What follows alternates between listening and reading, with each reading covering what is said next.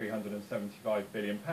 But one thing that we did get, and this is different to in previous months, in previous years, under the former governor, Sir Mervyn King, was that we got a bit of information, we got a bit of insight into what the bank is actually thinking.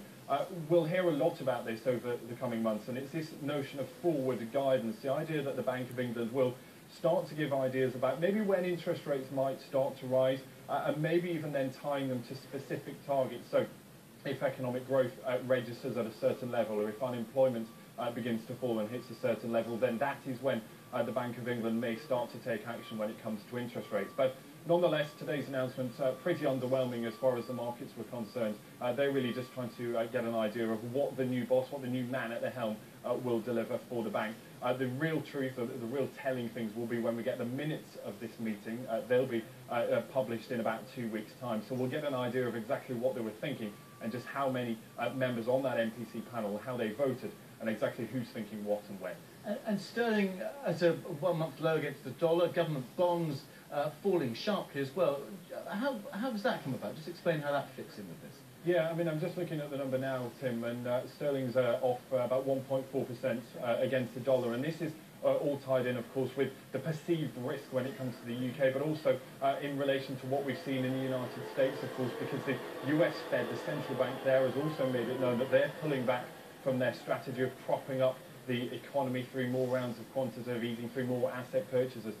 We heard that that had a big effect on the markets because there was a lot of concern at the time about, is the US economy, is the world economy really ready to stand on its own 2 feet? And that really ties in with what we're seeing here too.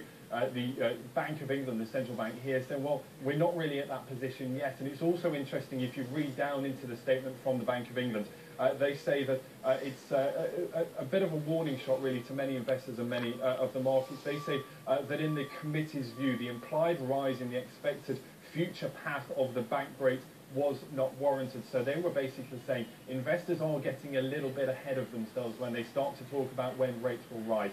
Yes, the economy is heading in the right direction.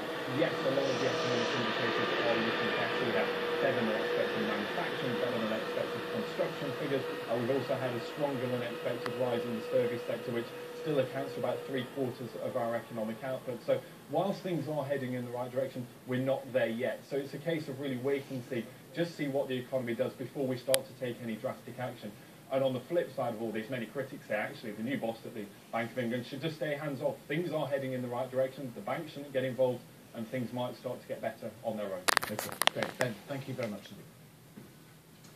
Police say they're treating the deaths of a woman and a child in South Wales as unexplained. Police were called to the house in Merthyr Tydfil yesterday afternoon. The woman has been named locally as Joanne Thomas.